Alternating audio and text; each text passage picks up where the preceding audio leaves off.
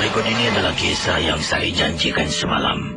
Pembuka tirai rancangan misteri jam 12. Bersama dengan seorang peminat dari Indonesia.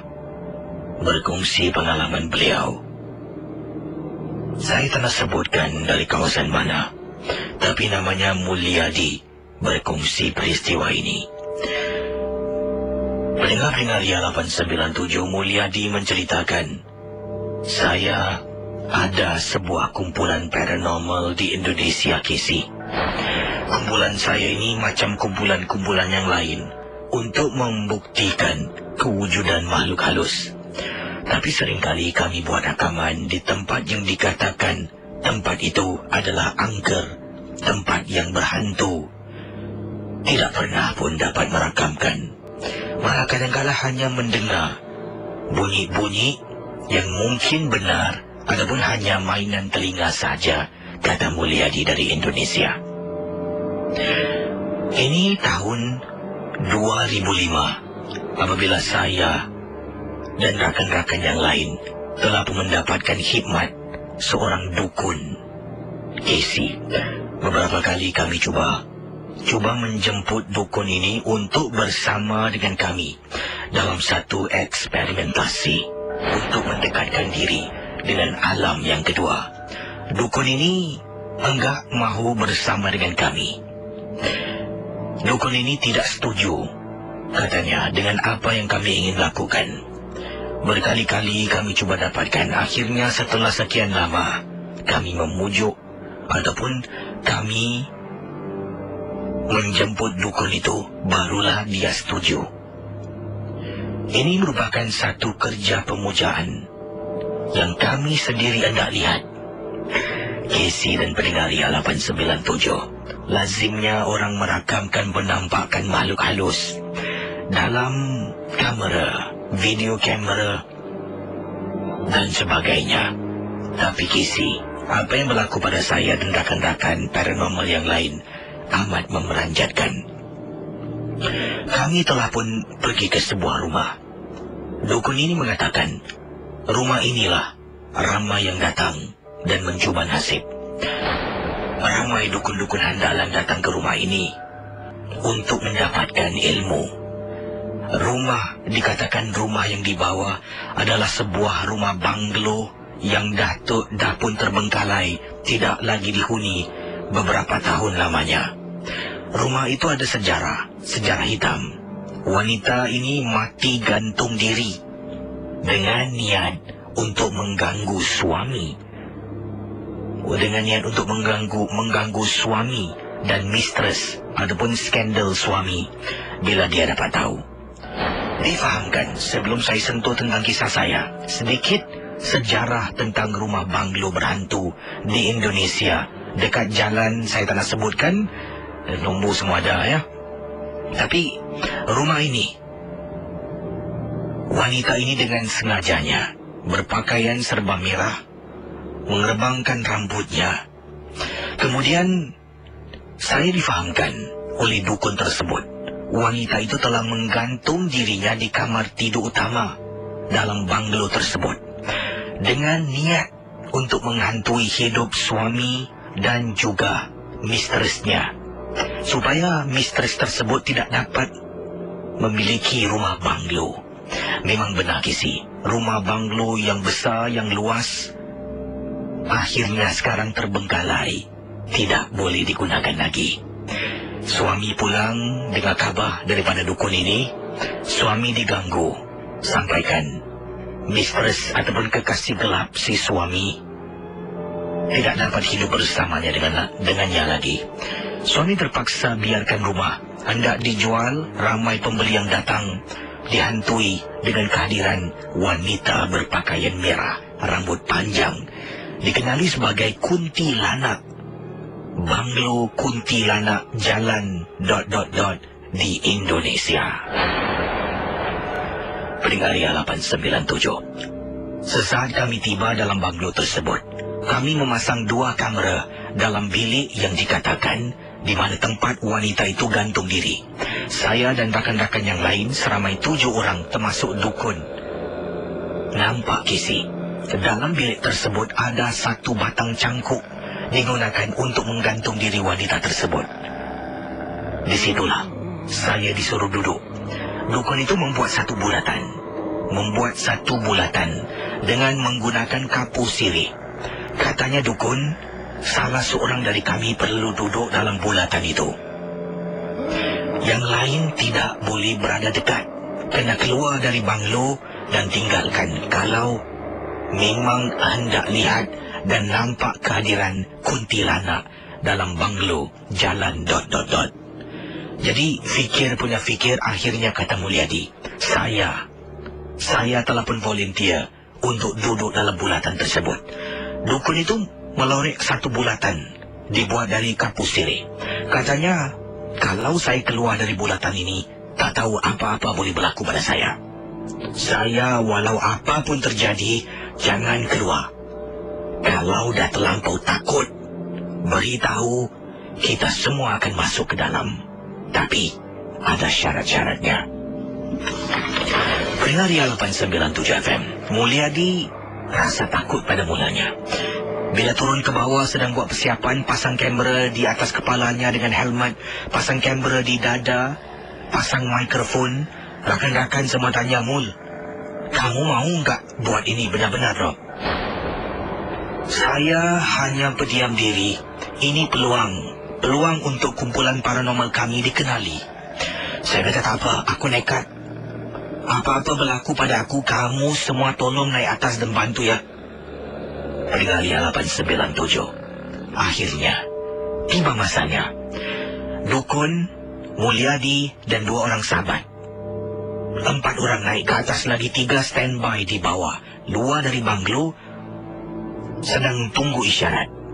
Naik ke atas, dukun buat bulatan, melorek bulatan dari kapu sirih. Dibaca sesuatu mantra, ditaburkan bertih.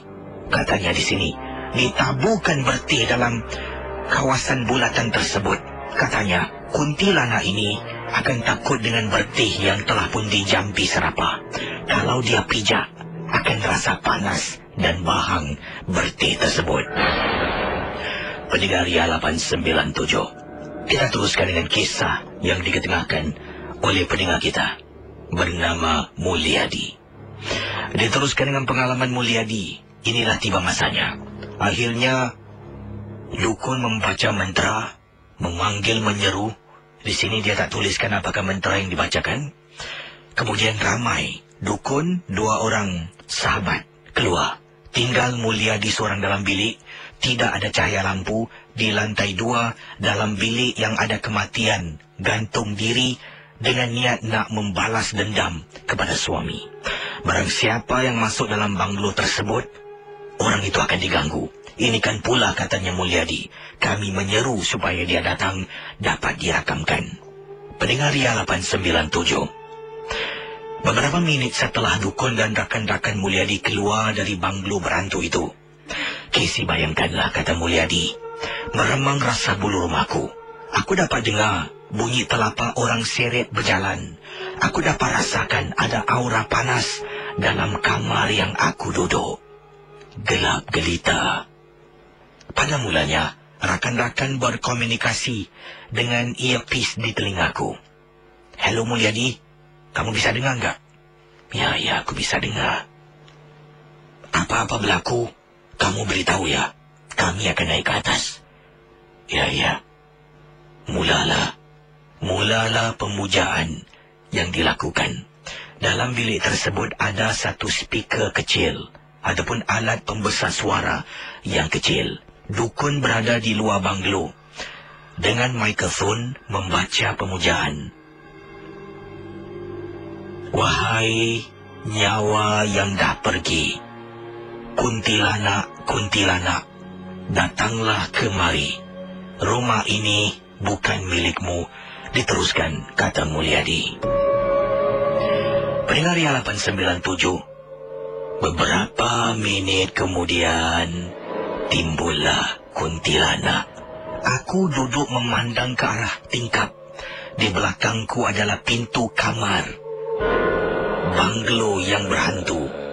Tiba-tiba aku rasa orang sirit berjalan Bila aku menjeling sebelah kiri, terperanjat Casey nampak seorang gadis, wanita dalam keadaan merangkak, sedang berada betul-betul antara pintu bilik dengan ruang di luar pintu bilik. Aku dalam ketakutan.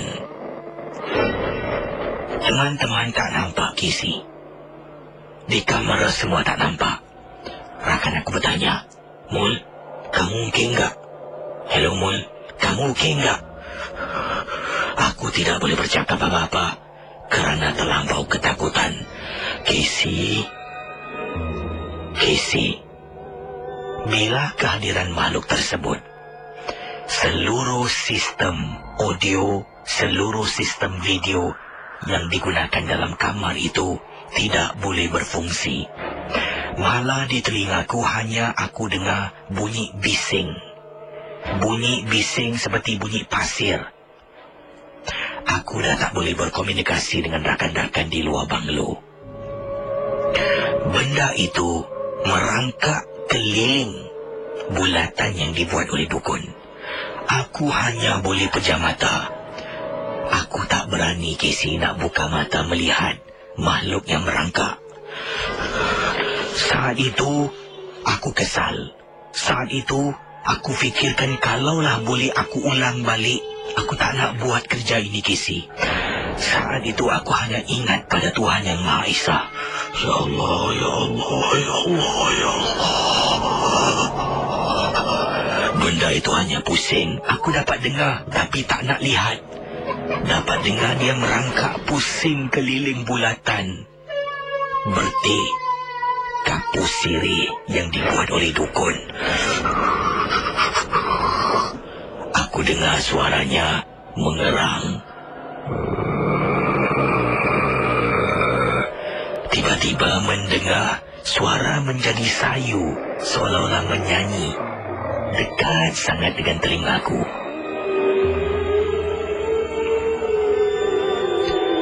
Pendengar Ria 897, mengikut kiriman Mulyadi, akhirnya aku pingsan kerana terlampau takut Casey. Terlampau takut dalam hidup aku. Inilah pertama kali aku takut seperti ini sampai aku pingsan.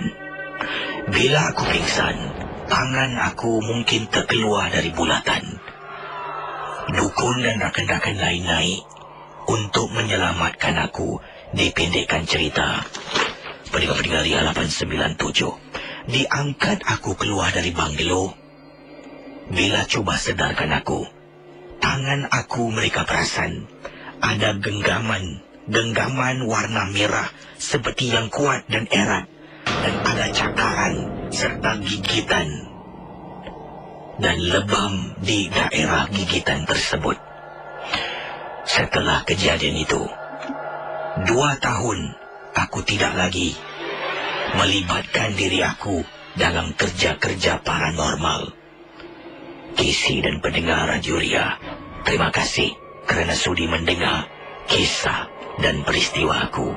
Selamat tengah malam Casey. Pendengar Ria 897, sebelum saya jawab panggilan anda di 669-11897, berikut ini kiriman email yang saya terima. Kiriman dari seorang suami, seorang ayah, namanya Encik Muhammad Zain, dan siap dengan dialog. Katanya di sini, saya tidak ada kisah hantu, nampak hantu, bukan kisi. Tapi ini adalah realiti hidup saya sekarang ini. Isteri saya dibuat orang. Anak-anak saya semua takut nak rapat dengan ibunya. Dan Casey cuba bayangkan, setiap hari dari waktu maghrib sampailah sebelum subuh, isteri saya akan mempunyai sifat sikap berlainan. Bukan macam isteri, bukan macam orang yang saya kenal. Anak-anak sampai takut Casey. Antaranya dia akan berubah. Walaupun saya tahu wajahnya mirip isteri, tetapi air mukanya, kata Encik Muhammad Zain, mungkin Casey tak faham, tapi air muka wajah isteri saya berlainan. Memang Kisi menjadi seseorang yang bengis dan menyeramkan. Anak saya pun takut. Saya sentuh isteri saya, Ima. Dia pusing dan tengok saya. Kau jangan sentuh aku. Aku bukan isteri kau. Isteri kau dekat dalam terperangkap. Kau jangan kacau aku, sebelum aku serang kau dengan anak-anak. Astaghfirullahalazim. Ima. Kau jangan sentuh aku. Pendengar Ria 897. Bila saya dengar isteri saya mempunyai nada suara yang lainnya menakutkan, saya keluar, anak-anak saya menangis ketakutan. Saya suruh mereka masuk bilik. Mereka tak nak, takut. Sampaikan terpaksa saya bawa anak saya keluar rumah, pergi rumah jiran. Kak Mai namanya. Kak Mai boleh tolong saya tak? Jagakan anak saya sekejap. Ada sesuatu tak kena pada Ima. Kenapa dengan isteri kau? Tak tahulah Kak Mai. Jadi Kak Mai ini ada pembantu. Kak Mai pun suruh pembantu menjaga anak saya. Dia dan suami datang ke rumah. Bila datang, masuk bilik, isteri dah tak ada. Ima. Kesi nak tahu tak isteri saya di mana? Astaghfirullahalazim, Kesi. Isteri saya sedang baring di bawah katil. Cara dia baring, Kesi, macam orang dah meninggal. Tangan kiri kanan diletak di atas dadanya. Kemudian bila saya sentuh isteri saya, sejuk badannya. Sambil itu dia ketawa mengilai. Dan suami Kak Ima dan Kak Ima juga mengatakan, isteri saya mungkin dah terkena rasukan. Saya harus dapatkan bantuan dari pakar perubatan Islam. Dan saya tak tahu nak cari siapa. Saya panggil bapa mentua saya datang. Malam tu bapa Ima lah, iaitu bapa mentua saya, datang ke rumah dan melihat keadaan isteri. Dipendekkan cerita, setiap malam sekarang ini, Kisi, isteri saya selepas maghrib akan bertukar menjadi seseorang yang bukan isteri. Pakar dah 3-4 saya dapatkan. Benda tu akan keluar. Beberapa hari dia datang balik. Antara perkara yang menakutkan pernah berlaku, Kesi. Anak-anak sekarang tidur dengan saya dalam satu bilik. Isteri akan duduk dalam bilik seorang diri. Malam tu anak saya berusia 5 tahun. Baba. Anak kejutkan saya. Apa dia? Baba, tengok tu Baba kat pintu. Kesi terkejut apabila saya nampak isteri saya. Tak tahu macam mana dia buat. Dia ambil kain batik, dia lilit badan, dia lilit kaki sampai kepala, nampak bentuk macam pocong, Kesi. Kemudian bila saya panggil dia, Ima, dia pusing, dia lompat masuk ke dalam bilik. Saya bangun sebab anak-anak takut. Masuk ke dalam bilik. Ima istighfar, Ima. Ingat Tuhan, Ima. Kau diam. Aku dah mati. Kau diam. Pendengar Ria 897. Gangguan ini berterusan. Dan sampai ke saat ini, kata Encik Muhammad Zain, selepas waktu maghrib, sampailah sebelum subuh, isteri akan keluar dan sesuatu akan masuk dalam badan isteri. Itu dia pendengar Ria 897, kisah daripada Encik Muhammad Zain. Seram pula saya bayangkan terus mata saya terus lepas baca. Ni mana tadi? Bab katanya isterinya bungkus badannya macam mayat dengan kain batik. Tak tahu macam mana isteri saya buat, tapi memang menyeramkan. Bila ditegur dia pusing, lompat masuk ke dalam bilik. Pendengar Ria 897. Berikut kisah yang ingin saya bacakan kepada anda semua. Ini merupakan pengalaman yang cukup menyeramkan berlaku. Hampir setiap hari, anak kepada Siti Zubaidah akan menangis. Dari waktu maghrib sampailah sebelum masuknya waktu subuh. Pada mulanya, beliau dan suami fikirkan Mungkin ada penyakit yang mereka tidak pasti. Tapi setelah berjumpa doktor berkali-kali keluar masuk hospital, agak mustahil. Akhirnya mereka berjumpa dengan seorang ustaz. Ustaz minta izin datang ke rumah. Bayangkan apabila mendapat tahu pasangan suami isteri. Berita yang disampaikan cukup menakutkan. Ustaz, tolonglah Ustaz. Dah berbulan-bulan saya dengan isteri ini. Anak kami ni dari maghrib sampai subuh menangis. Tukar lampin dah kasih makan, kasih minum. Hospital dah keluar masuk macam-macam obat. Beginilah, saya bukan nak takutkan awak dengan isteri awak. Macam inilah, dalam rumah awak ni ada sesuatu. Apa yang Ustaz masukkan sesuatu, Ustaz? Awal tadi, bila saya solat maghrib dalam bilik tidur awak, setelah saya beri salam, saya berdoa, saya ternampak ada nenek tua dalam bilik awak. Astaghfirullahaladzim. Ustaz, betul ke ni? Awak jangan tanya betul ke tidak. Ini semua mainan syaitan. Saya nak tanya, awak dengan isteri ada solat tak dalam rumah? Tidak, Ustaz. Astaghfirullahalazim. Saya rasa ini adalah peluang yang baik untuk anda mula solat. Kalau tak tahu, saya boleh ajar. Tapi Ustaz, macam mana dengan awak solat aja? Bila azan, kalau awak boleh azan, awak azan.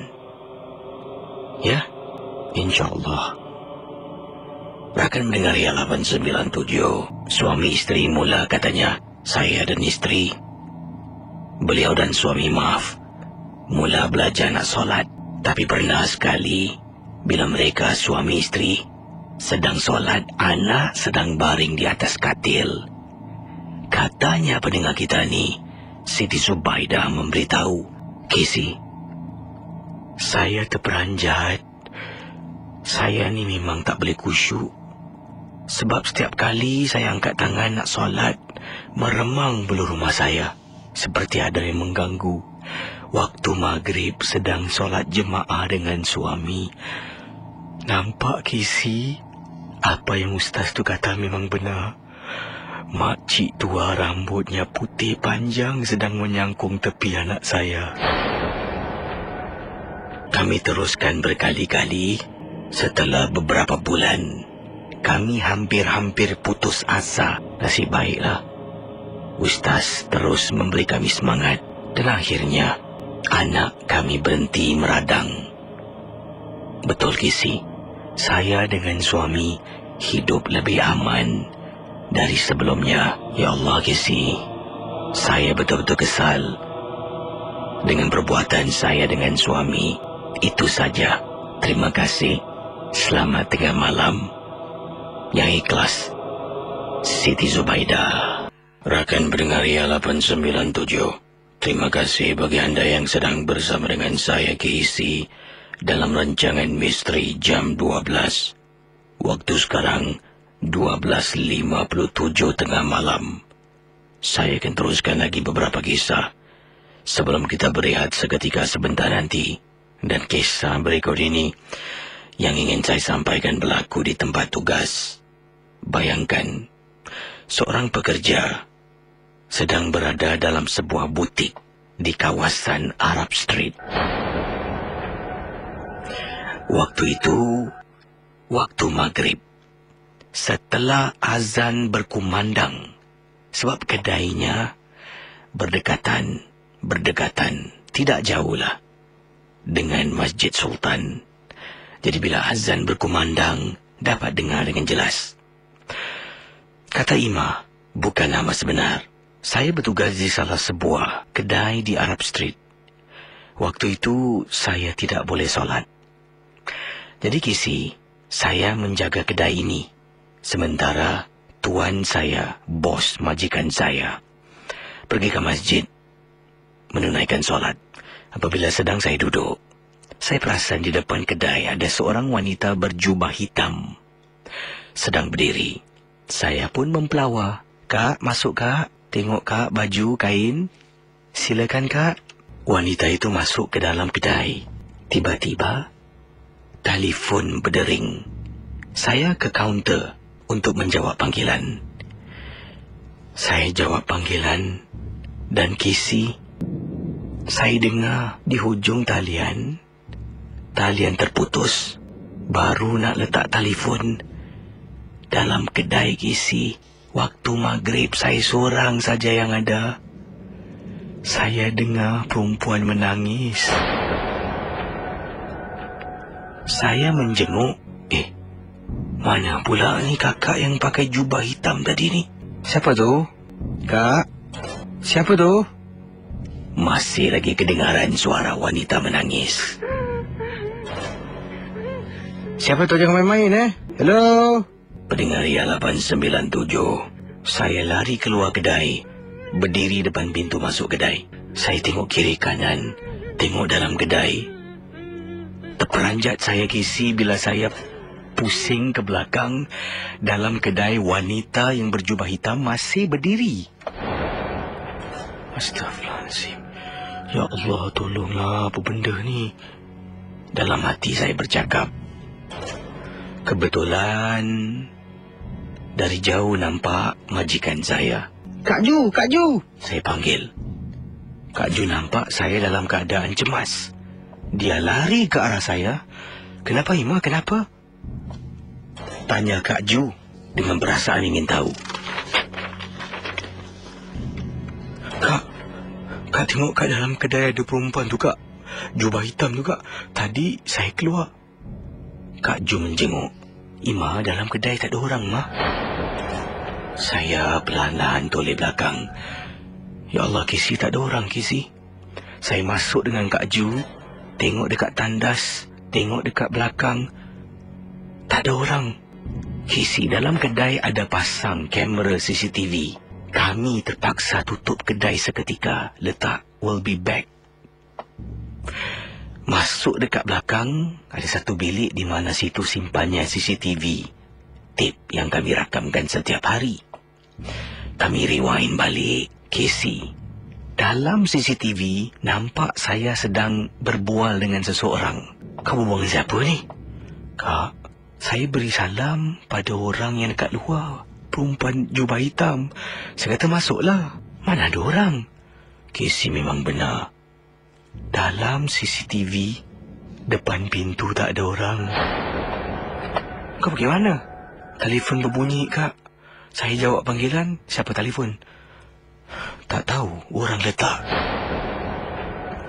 Setelah kejadian malam tersebut, untuk beberapa minggu, saya dengan majikan saya, Kak Ju, dapati kedai kami susah sangat nak ada walk-in customer. Betul ke si? Mungkin, yalah, mungkin hanya firasat perasaan kami saja. Tapi, mustahil kisi satu hari langsung tak ada orang datang.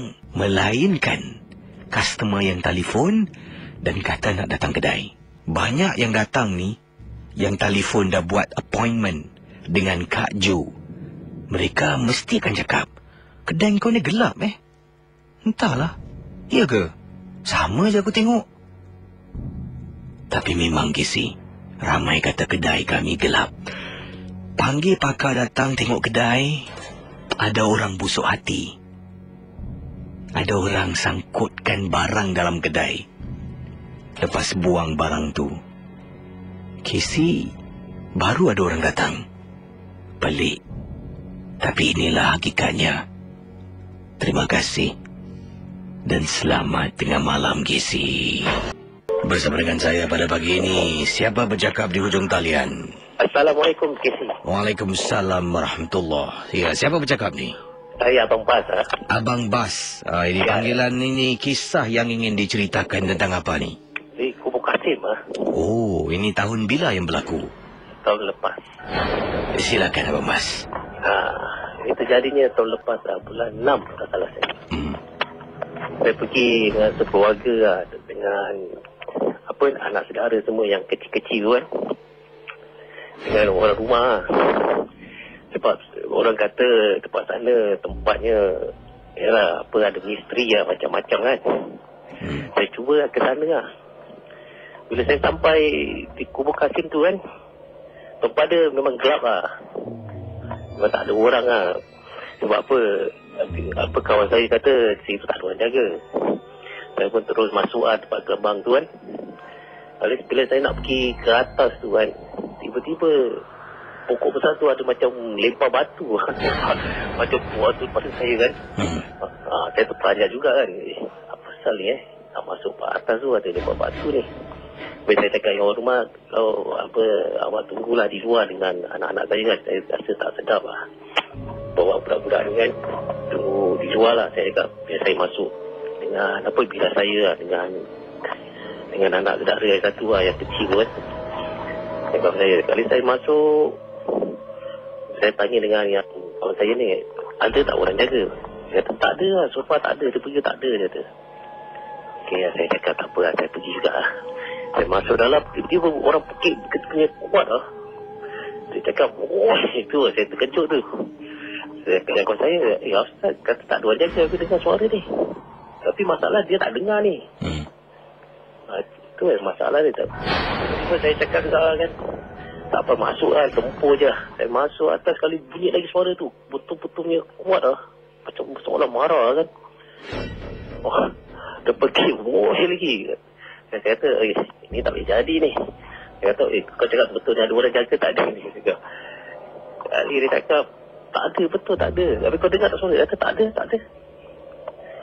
Ini pelik ni. Saya kata, tak apa dalam hati kan. Kalau kau betul Islam, jin Islam ke apa kan, ketimbul lah kan. Pakai muka. Dan tiba-tiba dia timbul Pak orang tu KC. Dapat kubur bunian lah. Penjelma lah tu orang. Saya pun tak tahu siapa dia kan. Tapi saya beri salam dengan dia. Dia beri salam. Dia kata, apa awak buat di sini? Saya kata lah dengan dia, tak ada lah. Saya nak jalan-jalan. Saya dengar sini kubur wali-wali. Orang yang baik-baik kan. Dia kata, begitu.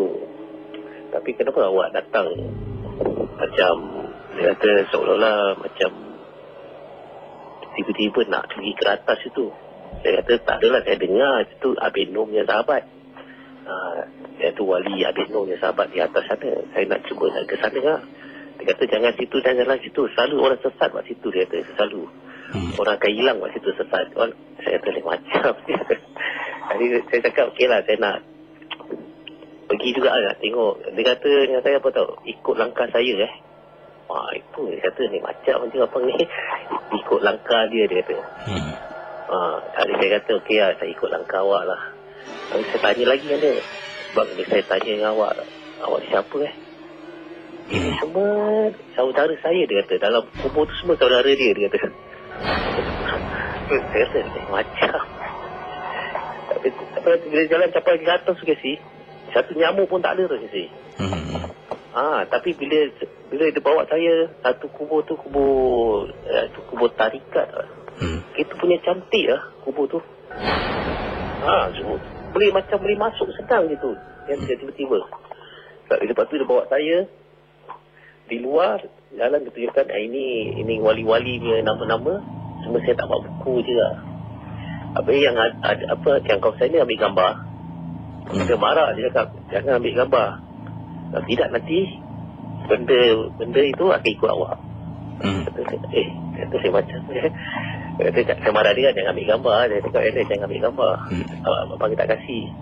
Nanti ikut langkah dia, pergi langkah terus masuk ke alam, macam satu alam misteri lah, macam nak katakan dua dunia kat situ lah.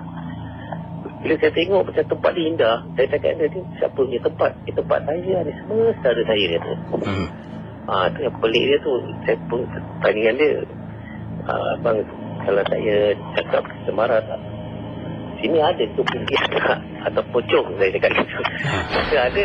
Kata ada tempat yang awak surau ni, tempat yang awak diri ni, sini ada tempat pocong. Tu pontianak kata. Dia kata nak tengok tak pontianak? Tapi saya kata tak mau lah, sebab saya tengok kawan saya pakai seluar pendek kan, macam kurang baik lah. Dia kata juga tak apa. Bila dia kata bila saya keluar tak, saya ikut langkah saya, dia kata dalam sangat tu. Keluar macam senang lah. Bila saya keluar ke turun bawah tu, dia kalau saya dah habis dengan dia kan, dia cakap kalau nak jumpa saya malam Jumaat selalu. Saya pergi tu malam Jumaat. Tapi bila saya tanya isteri saya, awak nampak tak tu orang yang saya berpuas semua? Orang kata tak nampak.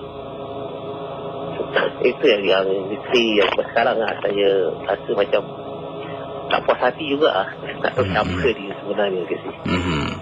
Siapakah orang tu? Adakah dia penjaga kubur? Ataupun dia mungkin jin yang anda nampak, ya? Ya, itu masalah. Jadi kita tadi pendengar-pendengar, terima kasih pada anda. Selamat tengah malam. Okay. Ya. Baik, kita teruskan dengan pemanggil kita selanjutnya. Pendengar Ria 897, berikut ini adalah sebuah kisah yang ingin saya ketengahkan. Bila saya baca kisah di awal tadi, bila saya menderas dan memahami kiriman email yang saya terima dari seorang pendengar dari seberang, katanya, Casey, tolonglah jangan sebutkan nama kampung saya. Tapi saya seorang pendengar dari Malaysia. Nama saya Azmi. Dan tolonglah Casey, jangan sekali lagi sebutkan nama kampung saya. Saya kirimkan nama kampung untuk pengetahuan Casey saja. Baiklah Azmi, saya akan rahsiakan. Katanya Azmi, kisah ini berlaku sejak istrinya hamil anak yang pertama. Pendengar Ria 897. Mereka suami isteri tinggal di sebuah rumah kampung, peninggalan arwah ibu dan arwah ayah. Sebelum ini, bila Azmi berumah tangga, dah masuk setahun lebih, mereka tinggal bersama dengan ibu dan ayah. Tapi mungkin agaknya katanya ibunya tak dapat hidup untuk melihat cucu yang dilahirkan. Jadi apa yang berlaku? Sejak ibu saya meninggal, banyak perkara-perkara aneh, gangguan yang menyeramkan berlaku dalam rumah kampung. Rumah kampung ibu saya adalah jenis bekas yang bawahnya ada kolong. Rumah kampung ibu saya pula pendalaman sangat, jauh daripada jalan raya utama, katanya Azmi. Casey, bila isteri saya mendapat berita dari doktor yang dia hamil anak yang pertama, saya dengan isteri cukup gembira.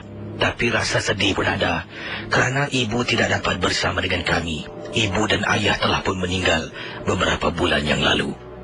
Jadi kami pun pulang dengan kegembiraan, nak beritahu adik-beradik yang lain dan juga rakan-rakan saya yang saya satu hari nanti akan menjadi seorang ayah. Tapi Casey, dengan adanya cahaya mata dalam perut, semakin dahsyat gangguan dalam rumah. Dalam rumah saya, kesemuanya ada 4 bilik tidur. Dapur kami sebelah belakang. Kalau nak ke dapur, kena turun tangga. Sebab dapur kami di belakang dan di kawasan lantai. Bukan yang seperti rumah kami yang didirikan dengan kayu. Pendengar Ria 897, kata Azmi. Kalau tak silap saya, dah masuk bulan yang ketiga. Sebelum tu isteri saya pernah beritahu malam-malam hari dia akan dengar suara perempuan minta tolong. Tapi saya cuma katakan jangan layan, kita akan tinggal kampung dan belakang rumah kita hutan. Jadi dengan adanya anak dalam kandungan anak yang pertama, mungkin banyak gangguan yang berlaku. Jadi dah 3 bulan lebih. Isteri kadang-kala melaporkan perkara yang sama, cuma saya suruh dia istighfar. Dan kalau dia rasa takut, malam-malam hari saya suruh dia kejutkan saya. Jadi apa yang terjadi berikutnya memang menyeramkan. Waktu itu isteri saya kejutkan saya.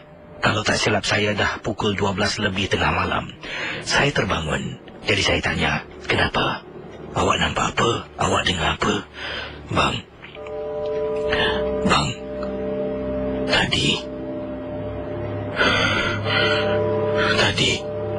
Tadi kenapa? Cakap dengan abang. Abang, tadi saya nampak ada orang merangkak depan bilik tidur, bang. Awak ni biar betul. Betul, bang. Jadi Casey dan juga pendengar Ria 897. Katanya Azmi, saya bangun dari katil. Isteri saya duduk di dalam bilik. Apabila saya keluar daripada bilik, melangkahkan kaki, rasa meremang Casey. Rasa pun takut juga. Tapi sebagai seorang suami, seorang ketua keluarga, kena beranikan diri. Saya periksa semua bilik tidur. Tak ada. Saya tengok ruang tamu pun tak ada. Saya masuk balik ke dalam bilik. Saya kata pada isteri, saya rasa mungkin awak ni mimpi ngeri tak? Saya dah keluar tak nampak apa-apa pun. Jadi isteri saya berdiam diri. Pendengar Ria 897. Kemudian apa yang berlaku? Saya pun baring di atas katil. Dek, dek, dek, dek, dek. Sorry. Dipendekkan cerita, katanya Azmi, isteri saya sering mengadu sakit perut. Dan pernah sekali itu, kandungan dalam perut. Casey, cuba bayangkan. Pendengar IA 897, cuba anda bayangkan. Katanya Azmi, kandungan dalam perut tu bukan di hadapan, malah dah ke tepi. Seolah-olah perut dan bayi bergerak sebelah kiri isteri saya. Jadi perut isteri saya sengit sebelah. Casey, dia bangun tengah malam, terperanjat melihat perutnya ke tepi. Kemudian keesokan harinya berjumpa dengan bidan. Bidan cuba tolak balik bayi yang dah sengit sebelah kiri. Kemudian bidan jumpa saya secara peribadi. Azmi, saya minta maaf. Saya rasa ada benda yang nak kacau anak awak ni. Saya rasa ada baiknya awak dapatkan perlindungan. Kalau awak nak, saya boleh kenalkan dengan seseorang.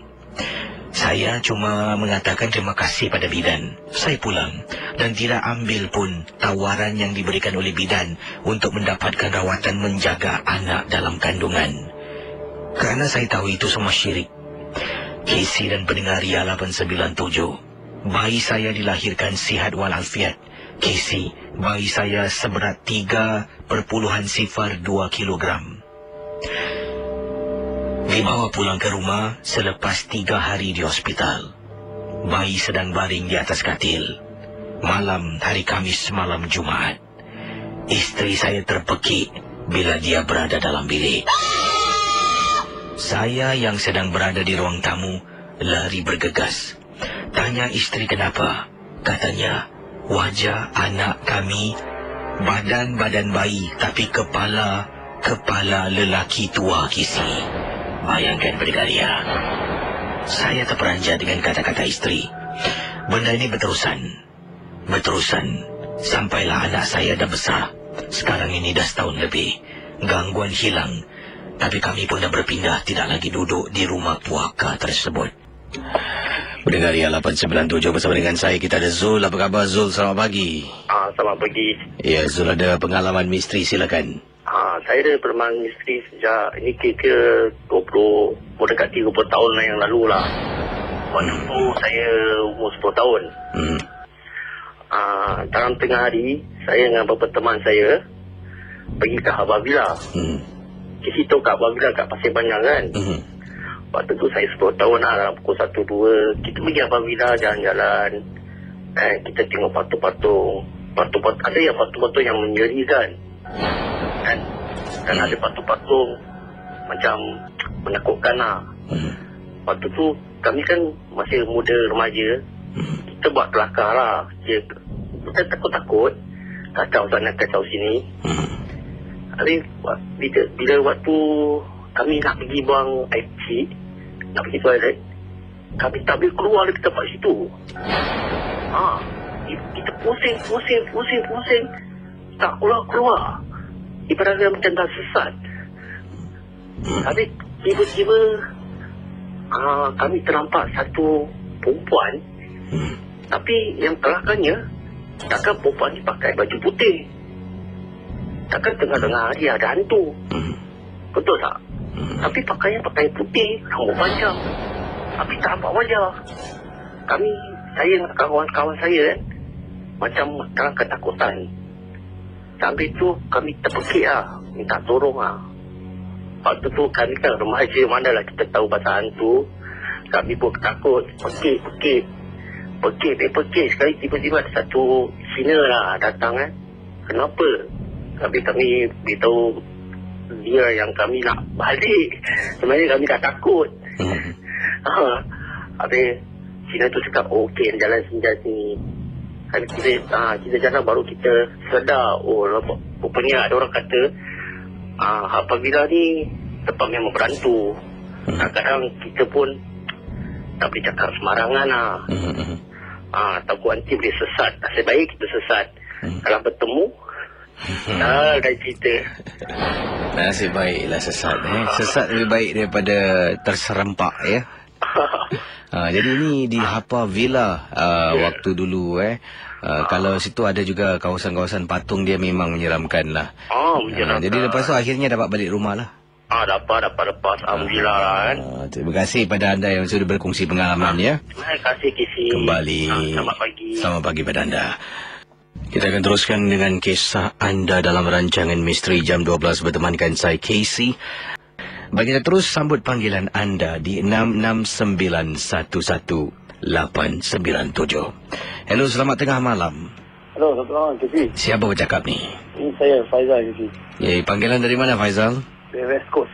Silakan, ada kisah tentang apa, hantu West Coast ke bukan Ini tentang apa pengalaman anda ni? Ini, Casey. Satu hari, Casey. Ini aku dalam 2 bulan lepas lah, Casey. Kan saya main, saya lepak oblong, main kawan, benda-benda. Dan saya pun macam adventure satu blok ni, Casey. Yang daerah Black Manti. Lepas kita adventure ni, kita bernaik. Jadi bagi saya terdapat satu tempat palsu, Casey. Atas palsu, Casey. Saya makin pelik lah. Sekarang lah, otak saya makin pelik. Atas palsu tu ada satu patung, Casey. Panjang lah, Casey. Atas kain kuning. Lalu kawan pun menegur. Apa benda tu? Cakap, kau jangan tegur. Lalu bila balik, Casey, dia kena kacau, Casey. Dia kena ketuk semua. Pasal dia menegur lah. Anda rasa pasal dia menegur? Saya pun rasa pasal dia menegur lah. Sebab barang tu dia seram, Casey. Kita tengah suluh. Sebab handlock, Casey. Lepas tu gelap. Tak ada lampu. Kita pun pakai lampu torchlight lah bawah. Dan dia pun suluh kat situ. Tempat situ ada patung. Patung tu memang macam buruk, Casey, patung dia. Buruk dengan rambut emak. Panjang sampai ke itu lah.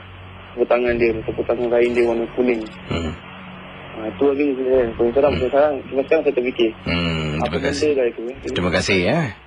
Okey, selamat pagi. Kembali. Baik, kita terus dengan pemanggil kita di ujung talian. Anda boleh hubungi saya 66911897. Ini kiriman SMS yang saya terima daripada Nita, berkongsi pengalaman. Katanya, apa kabar Casey dan juga para pendengar Misteri Jam 12. Nama saya Nita. Saya ingin ketengahkan pengalaman peristiwa yang berlaku. Kisah ini berlaku apabila saya terlihat sesuatu di Lebuh Raya Utara Selatan. Saya ni sebenarnya sedang duduk di tempat duduk bahagian hadapan. Tempat duduk penumpang di bahagian hadapan. Adik saya, adik perempuan, sedang memandu. Jadi kami berdua ni sebenarnya dalam perjalanan nak ke Kuala Lumpur. Waktu itu kami dah lambat nak bersama dengan rombongan, iaitu saudara mara, sepupu-sepupu kami yang telah pun ke sana lebih awal dari kami. Saya terpaksa temankan adik saya kerana dia ada masalah tentang katanya aplikasi untuk mendapatkan sekolah privat beliau. Jadi saya membantu. Setelah dah selesai masalah tu, barulah kami berangkat pergi ke Kuala Lumpur, dan waktu tu pun dah masuk malam. Kami hanya lepas checkpoint sekitar pukul 11 lebih malam, Casey. Rakan pendengar, kata Nita, sedang adik saya memandu ni, dia pun kata pada saya, Kak, saya tengah ngantuk lah, Kak. Kakak bual-bual dengan saya, Kak. Jadi saya pun ajak berbual. Ya, adik saya pun berbual, dan saya kata pada adik saya, tak apalah, nanti nampak tempat berehat ni kita masuk sekejap lah, berhentilah. Adik saya ni penakut.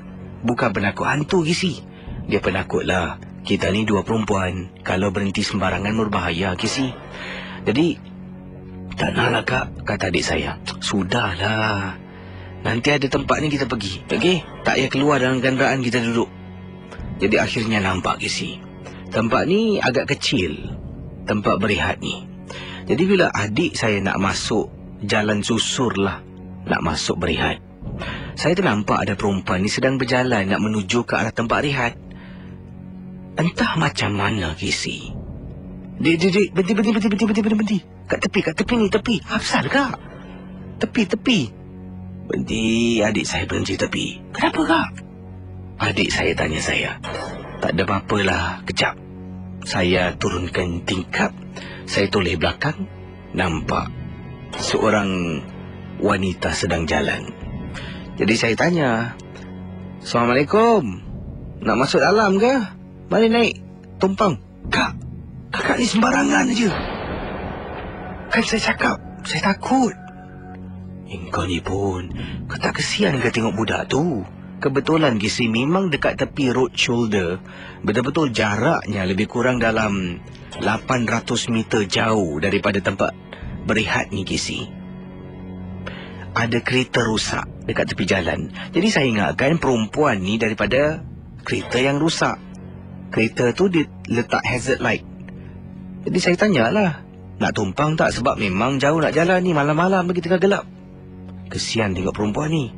Kemudian adik saya pun toleh. Kak, tolong cakap you are joking. Apa dengan kau ni? Kak, kakak tengok betul-betul tak ada orang tak kak? Casey, kata Nita, saya nampak Casey perempuan tu tengah jalan pelan sangat. Adik saya cakap tak nampak orang. Saya teringat pesanan ibu saya. Kalau nak nampak atau tidak, tengok dari cermin. Casey, di tepi kereta adik saya ni ada side view mirror. Saya pun kata pada adik saya, Kin, kau tolak cermin kau ke tepi sikit, Kin. Apa kak? Tolak aja. Adik saya adjust side view mirror sebelah kiri dengan menggunakan control knob yang ada di tepinya. Okey, lagi. Cermin tu berputar sampaikan tahap maksima. Kemudian, Kin jalan, Kin. Tak mau masuk sini, Kin. Jalan. Bila kami jalan, terpaksa masuk dalam lah. Sebab dah, kenderaan tu dah setengah jalan. Kalau kami nak keluar balik, berbahaya. Bila masuk dalam tempat R&R tu, Casey, terperanjat. Tempat tu kosong, satu kenderaan pun tak ada. Seperti tempat terbengkalai. Bila adik saya pusingkan cermin tu, memang sah. Saya tak nampak sesiapa pun, Casey. Pendengar Ria 897. Akhirnya adik saya dengan saya tak berani nak berhenti. Sampaikan kami memandu di bawah kawasan restoran di jembatan. Situ ramai orang, baru kami berhenti untuk berehat. Bayangkan pendengar Ria, itulah pengalaman peristiwa yang tak dapat kami lupakan. Baik, pendengar Ria 897, saya harus tutup tirai dan jumpa anda esok malam, iaitu malam inilah ya, dalam rancangan Misteri Jam 12 dan Kelab Kelakar Seram.